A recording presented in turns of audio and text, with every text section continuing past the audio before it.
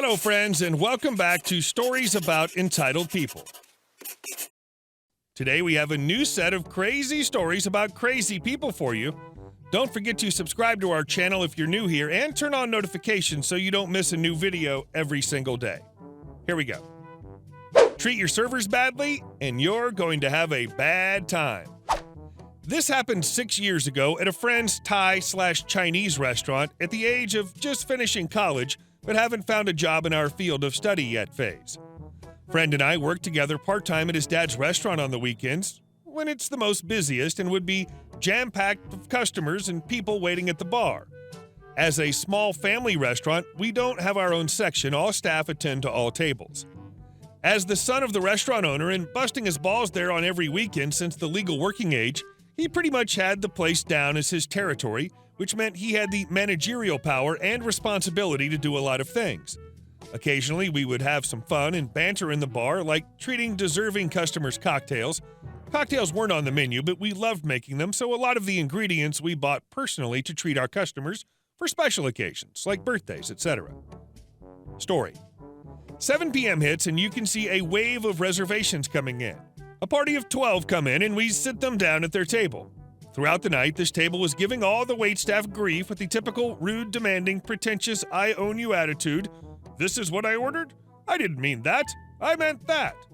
They would ask one of us for something and ask another person for the same thing a minute later, causing double orders. This table really made us run back and forth, especially when a colleague would ask the whole table if they wanted more drinks, with only one actually replying. When that one person gets their drink placed on the table, then another one would ask for a drink. Domino effect. I'm walking back into the kitchen with a buttload of dirty dishes after cleaning a table. I made the horrible mistake of making eye contact with the mom, whom, without a single word, fingers me over to her in a way that's blocking my path back into the kitchen. Now, if you know Asians, a majority of them like their food with a kick of spice and a burn of hotness. I'm Asian and I love it too. Fingers me over and points to a small, oily saucer. Mom, this chili oil is not hot enough. Go tell the chef to make it more spicy and bring more out. She finishes her sentence by placing the oily saucer on top of the stacked plates I'm already holding. Me. WTF? You stop me going back into the kitchen when you can clearly see I'm about to break my back with all these dishes and I have to clear this table for the next guest just for more chili oil? No problem, ma'am. I'll go speak to the chef and bring more out for the table. I signal to my mate that I've had enough of this table and drop the bomb on them. As mentioned earlier, my mate loves a bit of banter and fun in the workplace. Many weeks ago, he'd ordered online those ridiculously high Scoville-rated, why would anyone eat this kind of chili sauces? I'm talking one tiny drop of this stuff will put your tongue in a fiery, agonizing pain for the next 30 minutes kind of hot. We go back into the kitchen and add our extra ingredient in with the chef's standard chili oil like a pair of evil witches cackling whilst mixing their pots. Within seconds after serving them our special sauce, they were panting with their tongues out like thirsty dogs while fanning their mouth. Yep, you got it right. We took our sweet butt time getting them their water. And our next story. Incompetent manager fires the wrong guy. After I came back from Kosovo with the U.S. Army, I got lucky once and landed a really great job. I was contracted to work as a liaison in several parts of the world. Our team would basically go somewhere, figure out what needed done, and then make it happen. For example, my first assignment was back to Kosovo, and several towns needed various construction projects. Things like a bridge over a creek, a town community center, a waste treatment plant, etc. We coordinated with the Army, NATO, the EU, dozens of contractors, and would get the jobs done. We would secure funding, then hire contractors, and in some places, we were involved in hiring workers as a means of stimulating the local economy. The first team I worked with was amazing. We were able to get so much accomplished and genuinely enjoyed working together. We also had to figure out how to do everything. Our instructions were, go to insert place, find out what needs to be done, get it done. Somehow we figured it out. Sometimes it was happy accidents. We made $1 million deal because we accidentally ran into the guy we needed to contact for funding in a random bar. We'd been trying to find him for days, found him in a bar at lunch. Sometimes we worked long days, as much as 20 hours, sometimes on weekends. Sometimes we had very little to do. In our off time, we explored the areas, went to bars and restaurants. It was honestly one of the best jobs ever. Anyway, eventually our contracts ran out, and I was the only one who signed on for another year. My teammates had families, and I was single at the time. When I met the new team, I knew almost instantly that this was going to suck.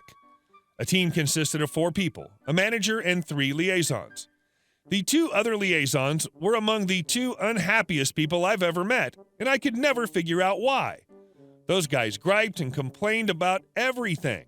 We all got great pay, often it was tax exempt, we were generally safe. We usually had fairly comfortable lodging where we went, but they were never happy.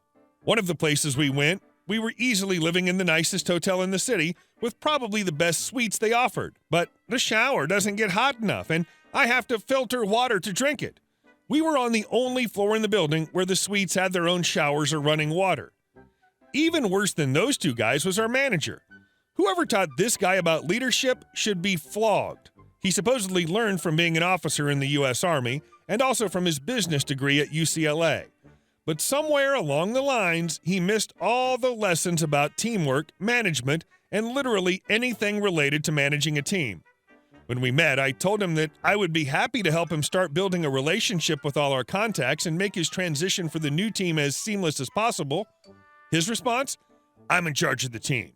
We're going to change some things to start doing it right." Okay. He also decided to lay down the law, again reasserting that he was the boss.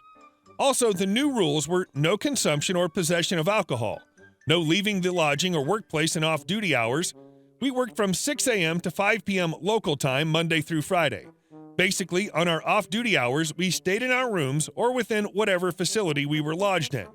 You're not here to be on vacation. You're here to get your jobs done. We were back in southeastern Europe at the time, and I had a lady friend in town. No way in hell am I staying in my room and twiddling my thumbs. I told him right away that there was no chance that I was going to comply with his commandments, that company policy was clear, that as long as there was no imminent safety risk, we were free to do as we wished in our free time. To claim as safety required that he prove that his measures were necessary, I said, "This is not the military. You do not own all my time." So yeah, off to a great start. It was less than 2 weeks before it came to a head. We'd gotten nothing done. Nothing. The manager refused to use the contacts I'd acquired over the last year, instead preferred to go through official channels, so I started just doing stuff myself. I made the calls, I got the funding, hired contractors, etc., and went and saw my lady friend after hours. He had this really funny thing he did where he would yell at me for going behind his back, but then put his name on my tickets and pass the work off as his own. I got sick of this, along with the crybaby brothers not doing anything. A shouting match ensued. I pointed out his glaring incompetence. He was mad that I didn't follow orders like a soldier. In the end, he got me fired. I tried to fight it, but apparently he was buddies with someone high up in the company. I had the last laugh, though. Just before I turned in my laptop and cell phone, I went through and deleted everything. Some of the files that I couldn't get in trouble for keeping, I saved to my own computer, but the rest were gone.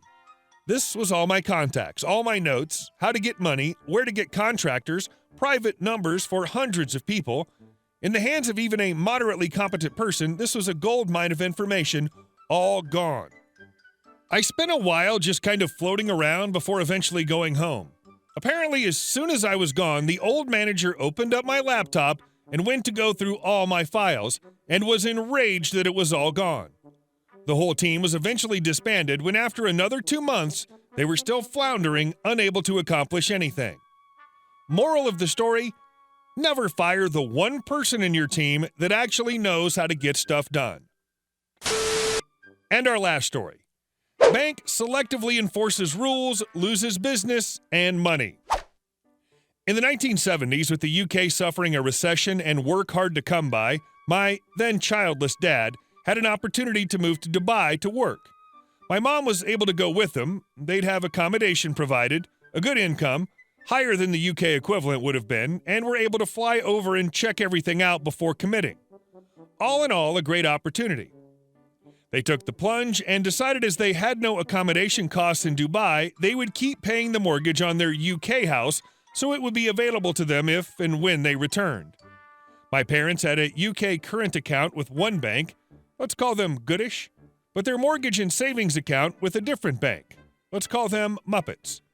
Every month, Dad's salary was paid into his current account with Goodish, and he'd then phone them to ask them to move money into his savings account with Muppets, as this is the account his mortgage payment came from. He never had any problems. One day, Mom writes a check from the Goodish account, then later realizes the account will not have sufficient funds to cover it. No problem, thought Dad. I'll give Muppets a call and ask them to move some back out of the savings.